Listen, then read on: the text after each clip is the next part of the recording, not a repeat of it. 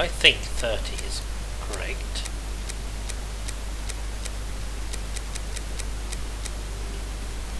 So 5-7. There is an error, Watson.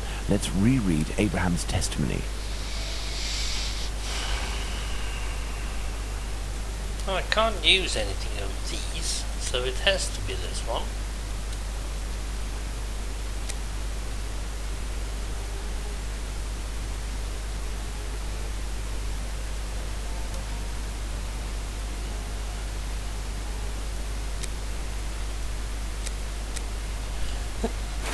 It really doesn't matter, does it? 30. Well, I'm not going to bother. I'm going to check with the walkthrough. Yes, I have no interest in just sitting here trying. I say this is correct.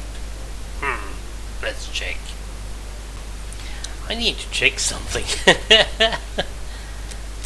Was it the lady who was 5'7"? No, 5'7". Because according to the walkthrough, Perfect, Watson. it should be 5'3". Indeed, Watson, that's the right size for Abraham's mannequin. The account given by Mr. Solomonovich's friend is incorrect in at least one point. The first Joseph said that the man was at least 5 foot 7 inches tall. The second Joseph said he was 3 inches taller than the victim, whom we know was 5 feet tall, which would suggest a height of 5 foot 3 inches.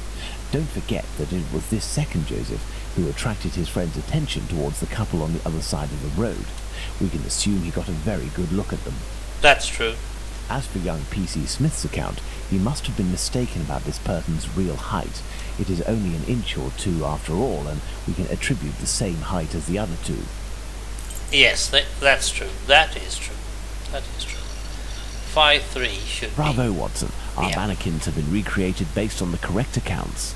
Now, Watson, let's see in what ways these statements differ and how the witnesses could have been mistaken. Let's look at these wigs and moustaches. Let's start by taking the first Joseph's testimony, who saw the man head-on in a well-lit spot and in which he noted fair hair. Now, let's consider the same person, but in the lighting and angle of the other two witnesses, in the darkness of night, with poor artificial lighting from above. Put out the light, Watson.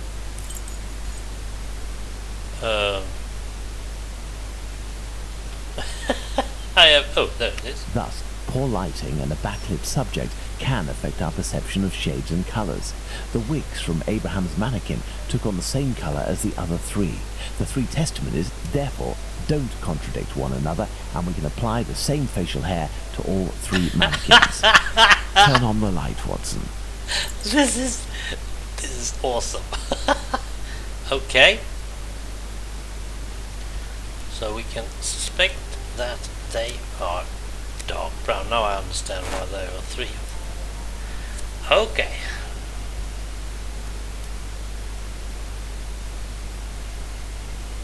No?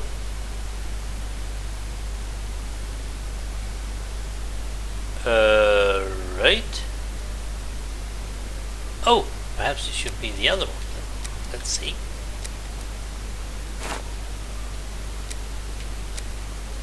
He's a blondie. Oh, we can't. Oh. Yes, I have, Holmes. Well done, Watson. With regards to the murderer's hair, the three witnesses should agree on Abraham's testimony. As Joseph is the only one who saw our man in full light, his hair must therefore be fair. That is true. You see, Watson, it is hard to draw objective conclusions when one is an eyewitness to an event. This leads us to reconsider the various statements regarding the supposed age of the man. Even if you are face to face with someone in full light and for a period of several hours, to what extent can you determine their exact age? And even more so if you observe them for only a few seconds and or from behind. We must allow some flexibility when considering our witnesses' statements, but always scientific flexibility.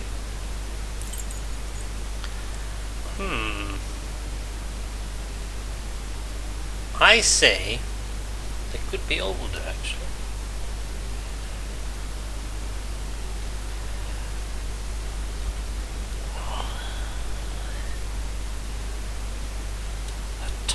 Determine the tolerance of yes.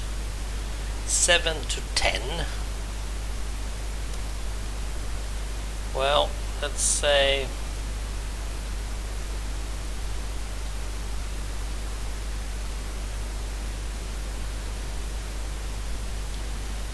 33, perhaps to 50. Not totally sure what the other ones mean, but still.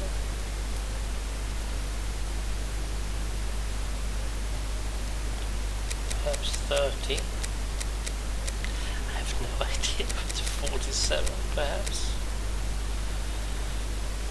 And you can have, you can have 10 to 50. I'm not totally sure if that is correct. 3 to 5 years, yeah. Let's say remove 3 years, add 3 years. Oh, yeah, that's right. You add. Oh yeah.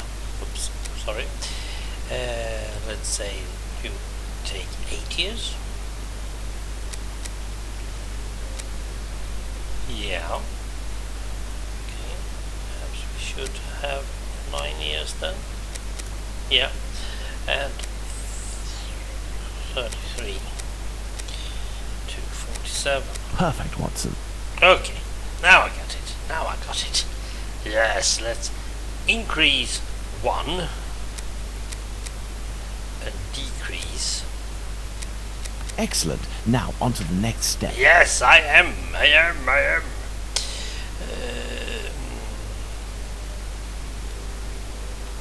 Increase 1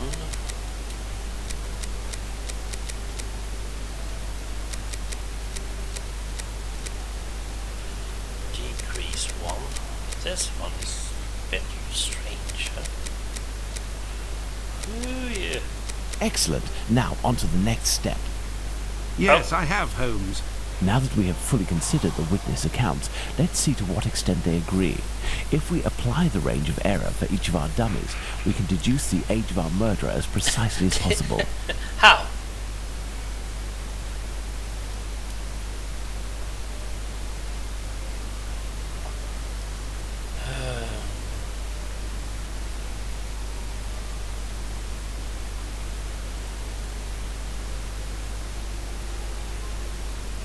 Well, we have 33 on each. We have 34 on 2 and 35 on 2. We have, that's it.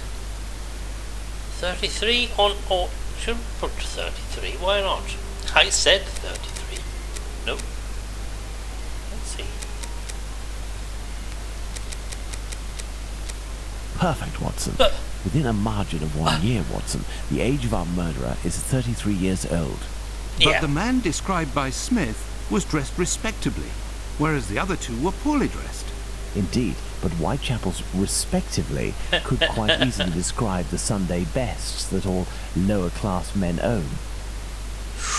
Now, let's place ourselves in the shoes of Liz Stride's killer. He has just slain his victim and sees Louis Diemschutz discover her body. Our killer is at great risk if he stays in the area. He therefore gets away from this spot. Yeah. But he wants to kill again. However, he might have been spotted in the area before having committed the murder by a constable on his round, perhaps, who managed to get his description. What do you think the killer will do? Well, he must change his appearance, I suppose. Or if he has bloods on it. Let's see. Okay.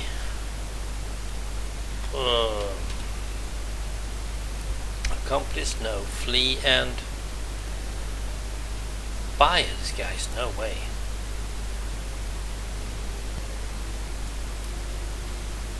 Change?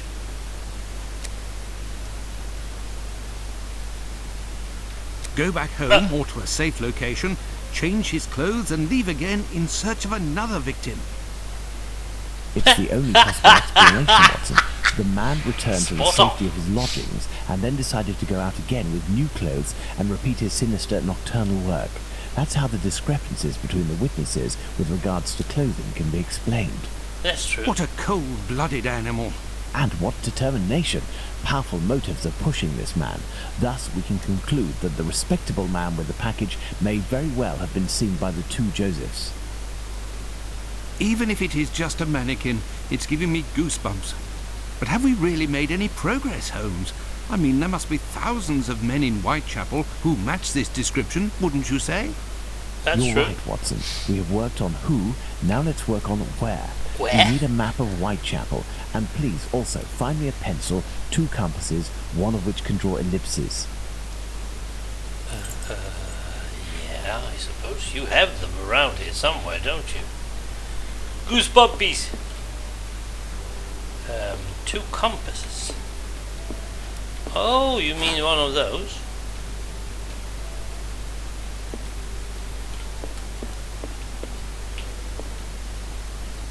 Or is that enough? Can't really see any more of them. We have a lot of stuff going around, haven't we? We don't have a Whitechapel. We have a Whitechapel, no?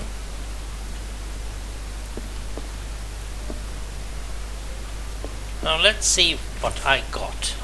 Oh yeah. Pencil, ruler and a compass. That should be enough, right? We'll need a map, Watson. Yeah, we need a map. Let's see, which one did we use last? Is it this one? First of all, let's place our 4 murders on this map, as well as the spot where the graffito appeared, and the piece of apron was dropped. Let's see, that's Dutfield's yard. MaGtRo, that was the first one. Hanbury was the second one. Goulstone Street, oh yeah, the apron. And Mitre Square. Yes. Annie Chapman. No, she was number 1. Elizabeth Stride was Dutfield's yard.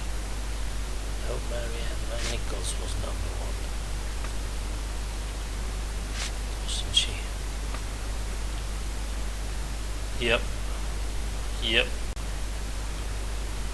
Catherine Eddowes was in Mitre Square and Graffito. Perfect, Watson. Okay. Let's connect each crime scene to the one out of the others that is the furthest. You mean just draw something? We need a ruler. Can I just do this? Nope. I'll take a pen then.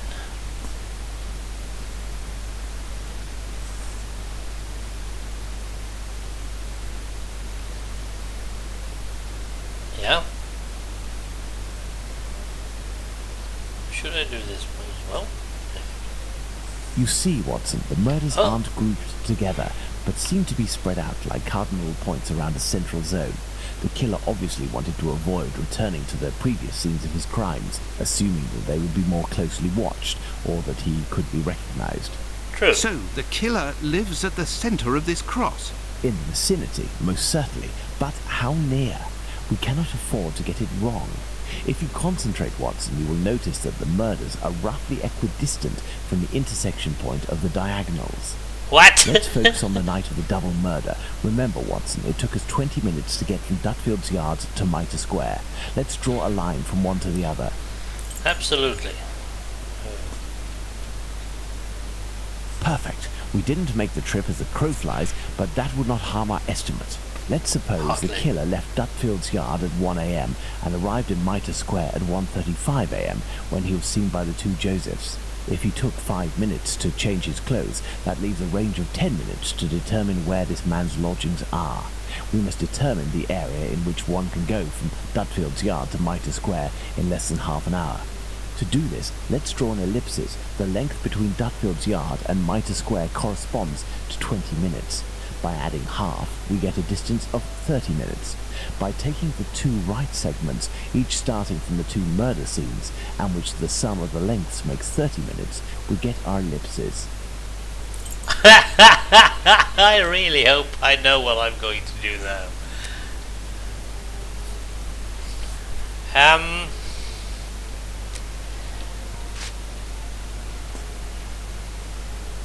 I should have it a half, shouldn't I? Should I have it whole?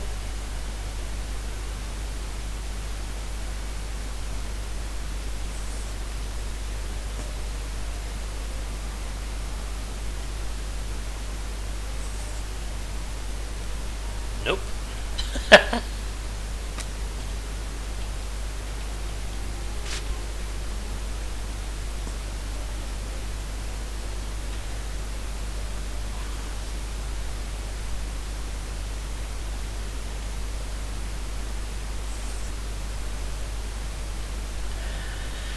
I wouldn't do that. I would take this one.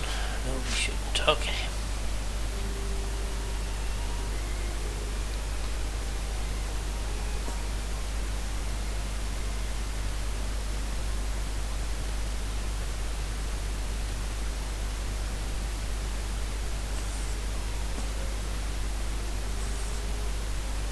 Nope, that's not the correct way either.